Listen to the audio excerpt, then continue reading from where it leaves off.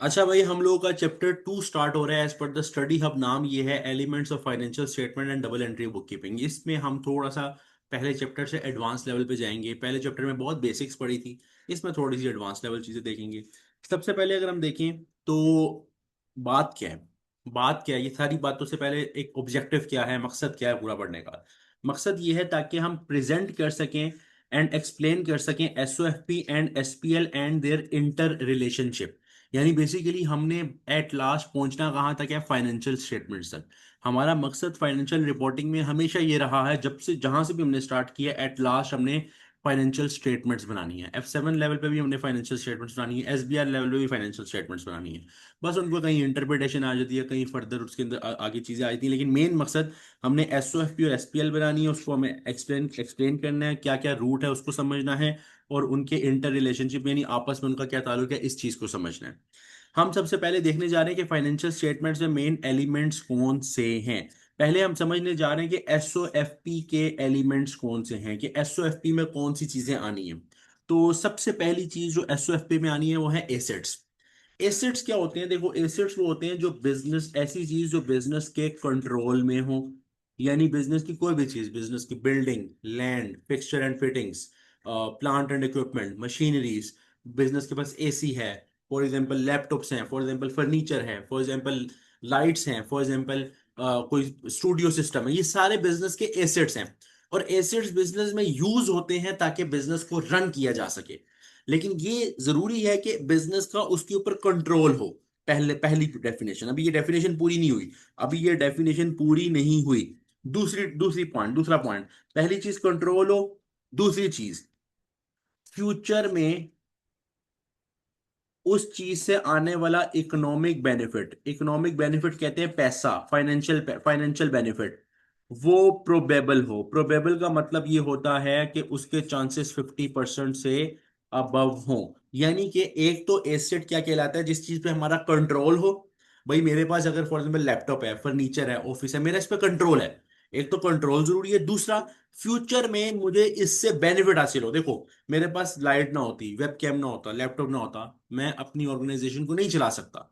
मुझे रन करने के लिए इन चीजों को हासिल करना पड़ा। लेकिन अब इन्हीं चीजों को लेके मेरी ऑर्गेनाइजेशन चल रही है, और फ्यूचर में इकोनॉमिक बेनिफिट मुझे प्रोबेबल नजर आ रहा है। ये दो शर्तें पूरी हुई तो मैं बोलूंगा हाँ ये मेरे एसेट्स हैं। एक एक चीज आपके पास पड़ी हुई है, फॉर एग्जाम्पल आपने स्टोर में रखी हुई है, आपके बिजनेस में स्टोर में कुछ चेयर्स पड़ी हुई हैं। मैंने कहा यार ये चेयर्स आपके क्या, आपने कहा एसेट, मैंने कहा ये आपके एसेट नहीं है, बिजनेस में एसेट क्लासिफाई नहीं होंगे। क्यों? क्योंकि वो यूज ही नहीं हो रहे बिजनेस में, उनसे फ्यूचर में इकोनॉमिक बेनिफिट हो ही नहीं रहा, तो फिर वो एसेट नहीं है। तो एसेट एक तो कंट्रोल हो, दूसरा फ्यूचर में उसको यूज करके उसे फायदा हासिल करके जो फाइनेंशियल बेनिफिट, इकोनॉमिक बेनिफिट है उसको प्रोबेबल हो, यानी 50% से ज्यादा चांस हो, तो आप बोलोगे आपके एसेट्स हैं। जैसे मैं यहाँ पे लिख देता हूँ आपकी एग्जांपल में, लैंड है, आपकी बिल्डिंग है, मशीनरी है, प्लांट एंड इक्विपमेंट्स हैं, एसी है, फर्नीचर है, फैन है, लाइट्स हैं, ये सारे बिजनेस के एसेट्स में क्लासिफाई होते हैं। अब on that basis of duration, even कि आपकी इन्वेंटरी, जो माल आप बेच रहे हो, वो भी आपके लिए एक एसेट है, आपका कैश भी आपके लिए एसेट है, रिसीवेबल्स, क्योंकि रिसीवेबल्स में भी आपका कंट्रोल है और फ्यूचर में आपको पैसे आने हैं, वो भी आपका एसेट्स ही हैं। लेकिन इन तमाम एसेट्स में थोड़ा सा एक बात को समझना जरूरी है कि कुछ एसेट्स ऐसे हैं जो लॉन्ग टर्म में हमें फायदा देते हैं, यानी जिनका फायदा आने वाले कई सालों तक चलता है, और कुछ है जिनका फायदा बहुत शॉर्ट टर्म होता है, 12 महीने के अंदर का होता है। इस बेस पे हमारे पास दो किस्म के एसेट्स हैं, एक नॉन करंट और एक करंट।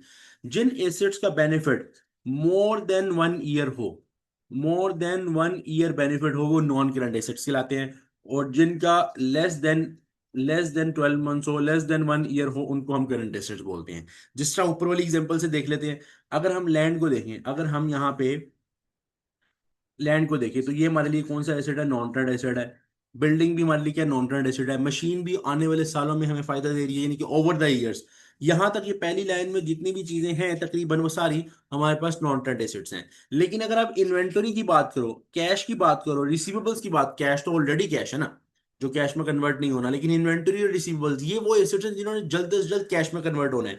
वो एसेट्स जिन्होंने जल्दी कैश में कन्वर्ट हो जाना, जैसे इन्वेंटरी बेची पैसा आ गया, रिसीवेबल से 2 महीने 1 महीने में पैसा आ गया, ये आपके लिए करंट एसेट्स हैं। तो नॉन करंट और करंट को समझने का सिर्फ एक चीज ये है कि देखो कि इससे पैसा कब तक आ रहा है। अगर पैसा ओवर द ईयर्स आ रहा है, 5-6 सालों में फायदा, लैंड 10 साल तक चल रही है, एसी 5 साल तक चल रहा है, बिल्डिंग 10 साल तक चल रही है, तो वो नॉन करंट है। और लेस देन 1 ईयर होंगे तो करंट एसेट्स हैं, जिसमें अभी आपके लेवल पे इन्वेंट्री, कैश और रिसीवेबल्स हैं। अभी आगे आहिस्ते से जाके और भी कुछ बढ़ेंगे, और भी कुछ बढ़ेंगे। अच्छा, इसी तरह एसिड्स में दो types of acids on the basis of उनकी फिजिकल एग्जिस्टेंस है, ये भी हम समझते हैं। एक होते हैं टेंजिबल एसिड्स और एक होते हैं इनटेंजिबल एसिड्स। हम इन दोनों एसिड्स, इन दोनों टॉपिक्स को आगे जाके डिटेल में, हमारे पास टॉपिक है, चैप्टर है, टेंजिबल नॉन करंट एसिड्स और इनटेंजिबल एसिड्स, इनको पढ़ना भी है। लेकिन यहाँ हम डेफिनेशंस देखेंगे सिर्फ कि टेंजिबल नॉन करंट एसिड वो होते हैं जो जिनकी फिजिकल एग्जिस्टेंस हो, जिनकी फिजिकल एग्जिस्टेंस हो। और जिनकी फिजिकल एग्जिस्टेंस ना हो वो होते हैं इनटेंजिबल एसिड्स।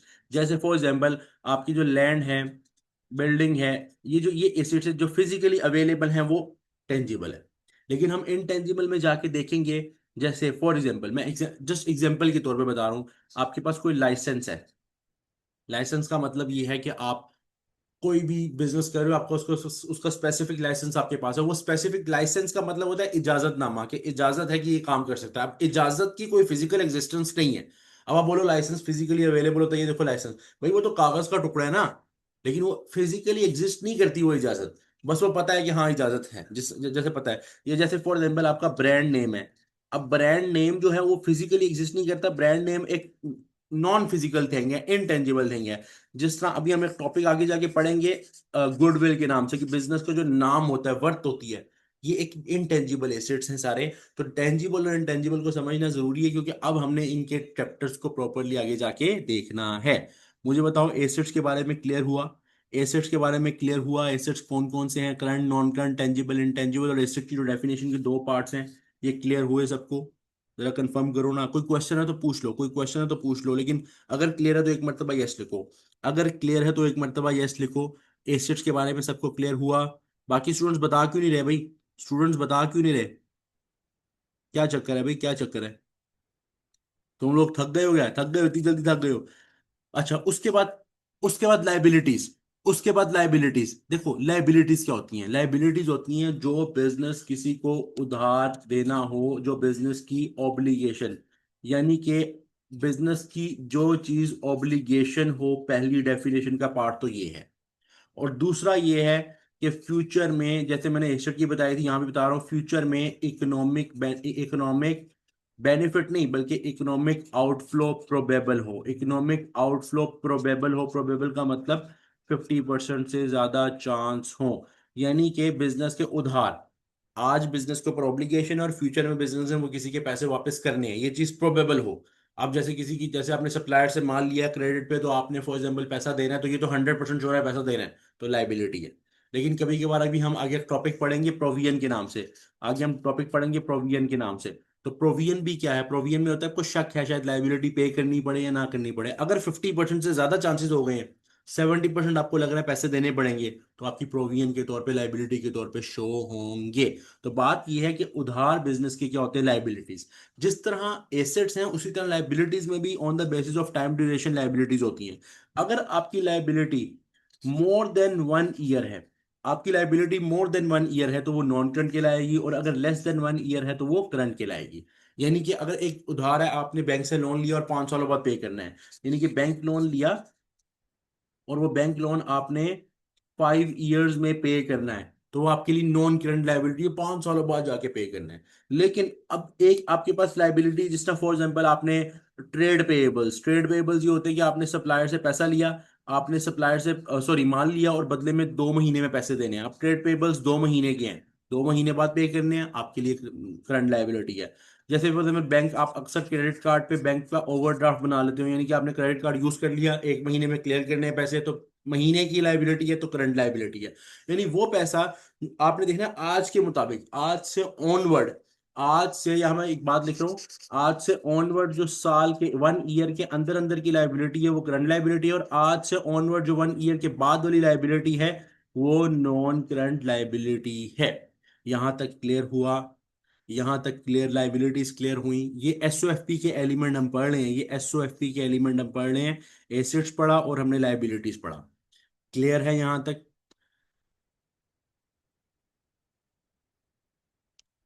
उसके बाद हमारे पास है कैपिटल या इक्विटी। कैपिटल या इक्विटी जिसको बोला जाता है। कैपिटल या इक्विटी क्या होता है? Investment by the owner, investment in business by owner. Owner ने बिजनेस में जो इन्वेस्ट किया हुआ है, ओनर ने बिजनेस में जो इन्वेस्ट किया हुआ है, वो बेसिकली कैपिटल है, इक्विटी है। अभी हम इक्विटी के आगे एलिमेंट्स देखेंगे। जो एक क्वेश्चन आया था, share capital, retain earning, share premium, revaluation reserve, ये भी आपको लफ्ज बड़े अजीब से लग रहे होंगे, ये हम पढ़ेंगे। तो इन्वेस्टमेंट जो बिजनेस में लगी हुई है बाय ओनर, वो इन कैपिटल का पार्ट है, उसको हम इक्विटी भी बोलते हैं। और यही नहीं, ये जरा गौर से समझो आप इस कॉन्सेप्ट को, कि सिर्फ पैसा लगा हुआ ओनर का वो नहीं, बल्कि उसके ऊपर जो प्रॉफिट बन रहे हैं वो भी इन्वेस्टमेंट का पार्ट बनते जा रहे हैं। जैसे फॉर एग्जांपल, मैं ये कॉन्सेप्ट बड़ा क्लियर करने जा रहा हूँ तुम लोगों का आज इन्वेस्टमेंट से रिलेटेड। फॉर एग्जाम्पल, ये एक बिजनेस है, इसमें ओनर ने ना अपनी साइड से 1 लाख इन्वेस्ट किया, तो हम बिजनेस की नजर से बोलेंगे कि 1 लाख क्या है? कैपिटल है। अब फॉर एग्जाम्पल 1 साल गुजरा, उस बिजनेस ने 20,000 का प्रॉफिट बनाया, 20,000 का प्रॉफिट बनाया। तो बात सुनो, प्रॉफिट कौन एंजॉय करेगा? मुझे बताओ, बिजनेस का प्रॉफिट एट लास्ट कौन एंजॉय करता है? बिजनेस खुद करता है या ओनर करता है? बताओ, तुम खुद बताओ, प्रॉफिट कौन एंजॉय करता है एट लास्ट? क्या बिजनेस एंजॉय करेगा या ओनर? ओनर करेगा। तो अब हम बोलेंगे कि इस बिजनेस में ओनर का कितना पैसा लगा हुआ है, आप बताओ। अब इस बिजनेस में साल गुजरने के बाद जब 20,000 का प्रॉफिट आ गया, अब इस बिजनेस में ओनर का 1 लाख लगा हुआ है या 1,20,000 लगा हुआ है? बताओ,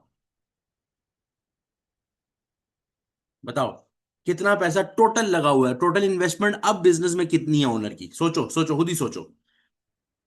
1,20,000 है, 1 लाख नहीं है। क्यों? क्योंकि जो प्रॉफिट बिजनेस ने कमाया, अगर तो उसने प्रॉफिट निकलवा लिए, देखो मेरी बात सुनो, जरा गौर से समझना।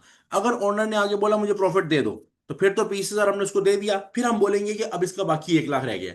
लेकिन अगर ओनर कहते हैं यार मुझे पैसा अभी नहीं चाहिए, ये 20,000 मेरा बिजनेस में ही लगा रहने दो, तो जब उसका पैसा ऑलरेडी रिटेन्ड है बिजनेस के अंदर, ऑलरेडी रिटेन्ड है बिजनेस के अंदर, तो हम बोलेंगे कि हाँ, ये इसकी इन्वेस्टमेंट का पार्ट बना दो। अब इस बंदे का एक किस्म का ये इसका अपना पर्सनल 20,000 था, ये इसने लगा दिया, चाहे उसने फिजिकली निकाल के वापस नहीं लगाए, लेकिन बोलने में ये बोला जाएगा जब इसकी इन्वेस्टमेंट 1,20,000 है, यानी कैपिटल या इक्विटी 1,20,000 है। वो वर्ड थोड़ी देर पहले हमने पढ़ा था ना, रिटेन्ड अर्निंग्स, बताओ जरा, याद है?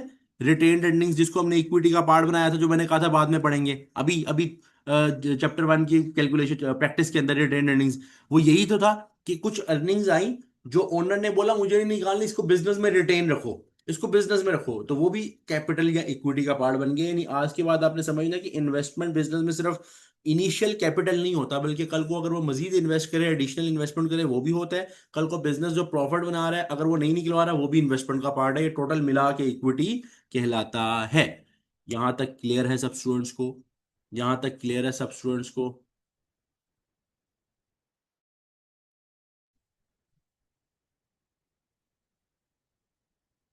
गुड हो गया। अब हम लोगों ने ये 3 एलिमेंट्स पढ़े, एसेट्स, लायबिलिटी और कैपिटल, ये एसओएफपी के एलिमेंट है।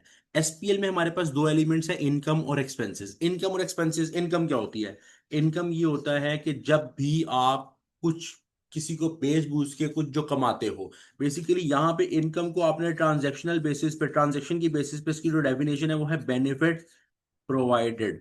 बेनिफिट प्रोवाइडेड, देखो, मैंने फॉर एग्जांपल इनकम उस दिन बुक करनी जिस दिन मैंने बेनिफिट प्रोवाइड कर दिया। जैसे फॉर एग्जांपल, मैंने सेल की कस्टमर को, मैंने सेल्स की कस्टमर को, और आज डेट है फॉर एग्जांपल 1 जनवरी 2025, मैंने इस दिन सेल की, इसका मतलब मैंने आज ही बेनिफिट प्रोवाइड कर दिया कस्टमर को। आज ही बेनिफिट, हो सकता है उस कस्टमर ने मुझे पे करना हो जाके 30 जनवरी को, या 28 फरवरी को, या 2 महीने बाद पे करना हो, लेकिन चूंकि मैंने आज ही कस्टमर को बेनिफिट प्रोवाइड कर दिया, जिस दिन मैंने बेनिफिट प्रोवाइड कर दिया, मैं इनकम बुक करूंगा। इनकम यानी बेसिकली बिजनेस की वो कमाई। हाँ, यहाँ ये नहीं देखना पैसा आया या नहीं आया, वो कैश फ्लो स्टेटमेंट में देखेंगे पैसा रिसीव हुआ या नहीं हुआ। एसपीएल में हमने देखना है इनकम क्या है, जिस दिन बेनिफिट प्रोवाइड हो गया, हम बोलेंगे यार ये इसने इनकम अराइज हुई है। किस तरह अराइज हुई है? हमने बेनिफिट प्रोवाइड किया है, माल बेचा है, बेनिफिट प्रोवाइड किया है, रिस्क एंड रिवॉर्ड्स ट्रांसफर कर दिए, तो हम बोलेंगे कि हमारी इनकम है। इनकम बिजनेस के एसपीएल एलिमेंट में सबसे ऊपर सेल्स के नाम पे आती है, यानी सेल्स जो होती है, क्रेडिट सेल्स, यानी जो सेल होती है वो बेसिकली इनकम में क्लासीफाई होती है। ये जनरल इनकम के बारे में आपने समझना था। ठीक है, इसमें कोई ज्यादा रॉकेट साइंस नहीं, बस ये याद रखना कि चाहे क्रेडिट पे सेल हो, चाहे कैश कैश पे सेल हो, जो सेल्स है वो इनकम है। अब चाहे क्रेडिट पे, और ये कैश जो आएगा, जब आएगा वो कैश के मामला आते हैं, वो सेल्स के मामला टोटली रहते हैं। हर ट्रांजेक्शन के 2 इफेक्ट्स होते हैं, कैश और एक सेल्स। इसकी डबल एंट्री में हम देखेंगे आगे जाके, तो कैश का एक अलग मामला है, सेल्स का एक अलग मामला है। ठीक है, सेल्स हो गई तो इसका मतलब इनकम जनरेट हो गई। इसी तरह एक्सपेंसेस के होते हैं बिजनेस के खर्चे, यानी कि जिस दिन एक बिजनेस बेनिफिट रिसीव कर लेता है। मेरा आप लोगों से एक जनरल क्वेश्चन है। फॉर एग्जाम्पल एक बिजनेस है जिसने पूरा महीना गुजारा, ठीक है, आज आ गया 30 तारीख, और 30 तारीख को बिजनेस के पास एक बिल आया इलेक्ट्रिसिटी का 5,000 का। 5,000 का बिल आया। मेरा आपसे एक क्वेश्चन है, ये जो 5,000 का बिल आया, ये इसने पे करना है जाके अगले महीने की 5 को। तो क्या वो एक्सपेंस 30 को ही बुक कर लेगा या 5 को बुक करेगा जब पे करेगा, बताओ। अकलमंदी से बताना है। अकलमंदी से बताना है, 30 को बुक कर लूं या 5 को जब कैश जाएगा 30 को। ये आपने क्यों बताया? क्योंकि आप लोगों को कॉन्सेप्ट क्या पता है कि ट्रांजैक्शन हो गई है। और ट्रांजैक्शन यहाँ क्या हुई है कि हमने 30 तारीख तक बेनिफिट रिसीव कर लिया। जिस दिन बेनिफिट रिसीव कर लिया हमें एक्सपेंस बुक करना है। ये बिजनेस के जो खर्चे होते हैं, बिजनेस के जो खर्चे होते हैं वो बेसिकली बिजनेस के एक्सपेंस में आते हैं as per accrual basis. Very good. तो जिस दिन पे करना है वो कैश फ्लो के मामले हैं, वो कैश के मामले हैं, कैश पेमेंट, कैश रिसीट्स। लेकिन जिस दिन बिल पे कर दिया उस दिन हम बोलेंगे कि हाँ, जिस दिन बिल रिसीव हो गया हम बोलेंगे ट्रांजैक्शन हो गई, हमने बेनिफिट रिसीव कर लिए, तो ये बिजनेस के एक्सपेंसेस हैं। ये 5 एलिमेंट्स हमने बड़े ध्यान से बिजनेस के समझने हैं, क्योंकि ये 5 एलिमेंट्स ने आगे हमें हेल्प करनी है कहाँ पे, डबल एंट्री में भी और अकाउंटिंग इक्वेशन में भी। एक एलिमेंट और भी है लेकिन उसको हम आगे जाके देखेंगे। वो है तो बेसिक 5 ही, लेकिन कैपिटल से एक एलिमेंट निकलता है, उसको हम बाद में जाके देखेंगे। अच्छा, अब एक छोटा सा कॉन्सेप्ट है, ये लास्ट कॉन्सेप्ट है, इसके बाद क्लास एंड है, कल की क्लास में फिर कंटिन्यू करेंगे। कैपिटल एक्सपेंस और रेवेन्यू एक्सपेंस। इसका दूसरा नाम क्या है? Asset expenditure. कैपिटल एक्सपेंस या कैपिटल एक्सपेंडिचर को आप एसेट एक्सपेंडिचर बोल सकते हो, और रेवेन्यू एक्सपेंस को आप नॉर्मल एक्सपेंस या एक्सपेंस बोल सकते हो। इन दोनों में फर्क क्या है? देखो, ये दो मैंने टाइप्स लिखी हैं कि टाइप्स ऑफ एक्सपेंडिचर। बेसिकली जो टॉपिक है ये है टाइप्स ऑफ एक्सपेंडिचर्स। दो किस्म के बिजनेस में एक्सपेंडिचर्स होते हैं, एक कैपिटल एक्सपेंडिचर यानी एसेट एक्सपेंडिचर, और एक नॉर्मल रेवेन्यू एक्सपेंडिचर। जो ये कैपिटल एक्सपेंडिचर होता है ना, ये वो होता है जो जाके पार्ट बनता है एसेट का, पार्ट ऑफ एसेट। यानी इसका जो बेनिफिट होता है वो 1 साल से ज्यादा होता है, मोर देन 1 ईयर होता है। जिस तरह मेरे पास एक बिल्डिंग है, फॉर एग्जाम्पल एक बिल्डिंग है, वन फ्लोर, एक फ्लोर पे मैंने एक फ्लोर उसके ऊपर और कंस्ट्रक्ट किया। अब मुझे बताओ, ये जो मैंने एक्सपेंस किया एक फ्लोर और बनाने पे, क्या ये मेरा नॉर्मल एक्सपेंस है या एक ह्यूज एक्सपेंस है? सोचो, एक मैंने बिल्डिंग के ऊपर एक और फ्लोर बनाया, क्या ये मेरा नॉर्मल एक्सपेंस है, आय रोज का एक्सपेंस है, जनरल एक्सपेंस है? बताओ।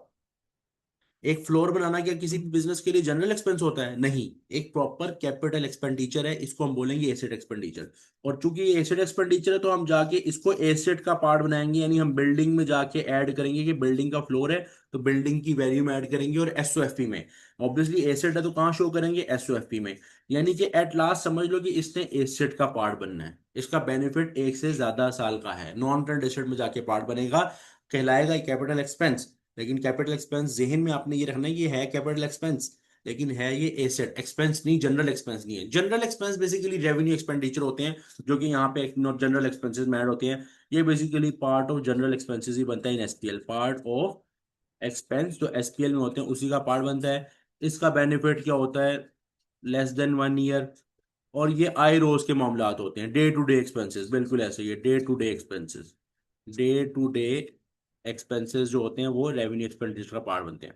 जिस तरह मैंने कोई रिपेयर करवा लिया, मैंने कोई फॉर एग्जांपल सैलरी दे दी, मैंने फॉर एग्जांपल कोई मेंटेनेंस के पैसे दे दिए, फॉर एग्जांपल मैंने टैक्स पे कर दिया, जो जो रेपिटेटिव वे में बार बार। अब कैपिटल एक्सपेंडिचर रोज नहीं होंगे। क्या आप रोज बिल्डिंग्स बनाओगे?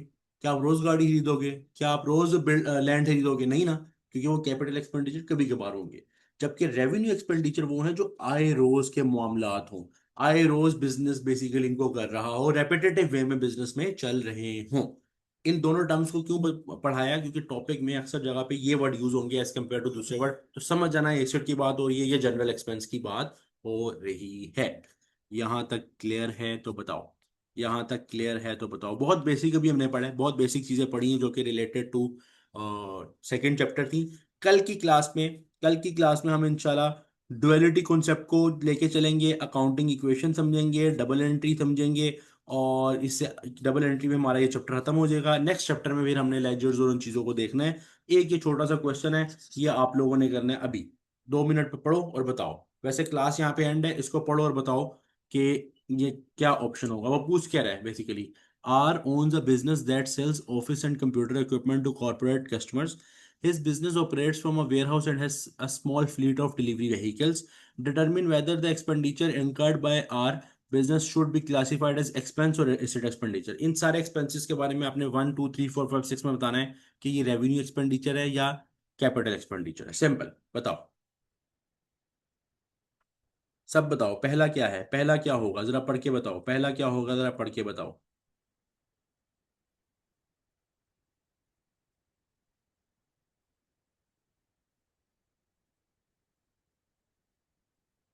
पहला क्या होगा, द लैपटॉप, बताओ ना जरा, ये पहला क्या समझते हो, कैपिटल है या रेवेन्यू है? जरा गौर से, अच्छा एक चीज बड़ी गौर से देखनी है, एक चीज बड़ी गौर से समझनी है। जिस चीज का बंदा बिजनेस कर रहा होता है ना, वो बिजनेस, वो इन्वेंटरी होती है, और इन्वेंटरी रेवेन्यू एक्सपेंडिचर में जाएगा, ये याद रखना। जैसे मैं एग्जांपल देता हूँ, एक बंदा है जिसके लिए प्रॉपर्टी, हम कहते हैं जनरली प्रॉपर्टी क्या है, कैपिटल एक्सपेंडिचर है, बिल्डिंग बनाना। एक बंदे का बिजनेस ही लैंड और बिल्डिंग बेचना है, उसके लिए वो इन्वेंटरी है, उसके लिए नॉर्मल खर्चा है वो, क्योंकि उसका काम ही है, उसका तो माल ही वो है, उसकी तो इन्वेंटरी प्रोडक्ट ही वो है, तो उसके लिए वो रेवेन्यू एक्सपेंडिचर है। ठीक है, पहला क्या होगा, पहला देखो, वो कह रहा है Rubens business has bought some laptops and speaker from its supplier which will be sold to its customer. तो पहला क्या होगा बताओ सब स्टूडेंट्स, पहला क्या होगा अब बताओ। उस चीज का काम कर रहा है वो, उसके लिए वो प्रोडक्ट है, रेवेन्यू एक्सपेंडिचर होगा। पहला क्या होगा, रेवेन्यू एक्सपेंडिचर होगा। दूसरा, दूसरा देखते हैं। दूसरा वो कह रहा है रूबिन्स का जो अकाउंटेंट है, रूबिन्स का जो अकाउंटेंट है, जनरल बात कर रहा है, prepares its financial statement. She ordered the photocopier to make the copies of her paperwork. She ordered a photocopier to make the copies of her paperwork. बताओ, बेसिकली उसने एक बंदा उसने ऑर्डर की, बताओ क्या एक्सपेंस होगा ये।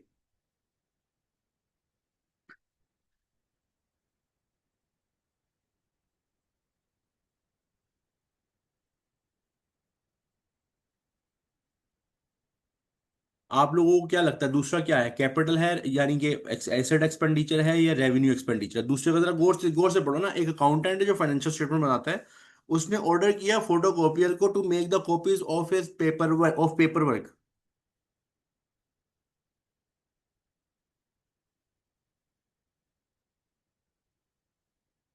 बेसिकली फोटो कॉपियर का मतलब ये है फोटोकॉपी मशीन, वो बेसिकली ये बात हो रही है यहाँ पे।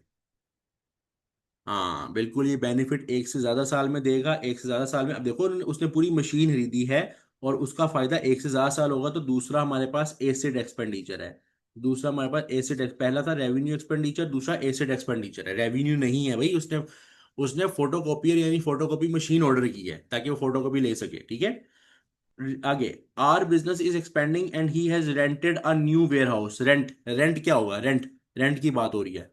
रेवेन्यू या कैपिटल, रेवेन्यू या कैपिटल बताओ। अच्छा, अब आप लोगों ने कैपिटल एक्सपेंडिचर को बोल लो, कैपिटल एक्सपेंडिचर मसला नहीं है, लेकिन अब उसे नॉर्मली एसिड एक्सपेंडिचर बोला जाएगा। ठीक है, ये नॉर्मल एक्सपेंस है क्योंकि रेवेन्यू एक्सपेंडिचर है। तीसरा, रेवेन्यू एक्सपेंडिचर नॉर्मल है क्योंकि ऑब्वियस ही बात है ना यार, रेंट जो है वो तो होता ही रेवेन्यू एक्सपेंडिचर है। आगे, R ensures that all vehicles have a valid insurance. Each time he orders a new vehicle, he insures it immediately. He insures it immediately. Insurance, insurance बताओ, क्या इंश्योरेंस एक दफा का खर्चा होता है या रेगुलरली पे करनी होती है इंश्योरेंस? बताओ, इंश्योरेंस के बारे में आप लोग बताओ ना, क्या कहते हो? इंश्योरेंस के बारे में आप लोग बताओ, रेगुलर पेमेंट होती है या नहीं होती, बताओ। जब आप किसी भी गाड़ी को, किसी भी व्हीकल को इंश्योर करते हो तो वो रेगुलरली आप पे कर रहे होते हो, चाहे मंथली बेसिस चाहे ईयरली बेसिस, और जो रेगुलर पेमेंट होती है वो रेवेन्यू एक्सपेंडिचर का पार्ट बनती है। ठीक है, आगे, goods are delivered to customer. आगे वो बात कर रहा है, goods are delivered to customer using one of the business delivery vehicle. On the way back to warehouse the driver crashes the side of vehicle. गाड़ी ठोक दी उसने भाई into the fence. The vehicle need to be fix to be used again, यानी कि delivery की वो repair करना है, उसको रिपेयर करना वगैरह, उसको ठीक करना है। जब रिपेयर रिपेयर की बात हो रही है तो वो रेवेन्यू एक्सपेंडिचर है, रिपेयर की बात हो रही है तो वो रेवेन्यू एक्सपेंडिचर है। आगे, Rubins business order a few new vehicle to keep up customer orders. नए व्हीकल लिए उसने ऑर्डर को कंप्लीट करने के लिए, बेचने, गाड़ियां बेचने के लिए नहीं। बेसिकली अगर गाड़ियां बेचने का काम होता फिर हम कहते हैं रेवेन्यू एक्सपेंडिचर है, इन्वेंटरी है। अभी तो भाई उसके लिए एसेट एक्सपेंडिचर है, क्योंकि उसने गाड़ियां खरीदी हैं डिलीवरी के लिए, ये एसेट एक्सपेंडिचर। क्लियर है यहां तक? यहाँ तक क्लियर हुआ कि किस तरह पहचानना है कैपिटल एक्सपेंडिचर और रेवेन्यू एक्सपेंडिचर को?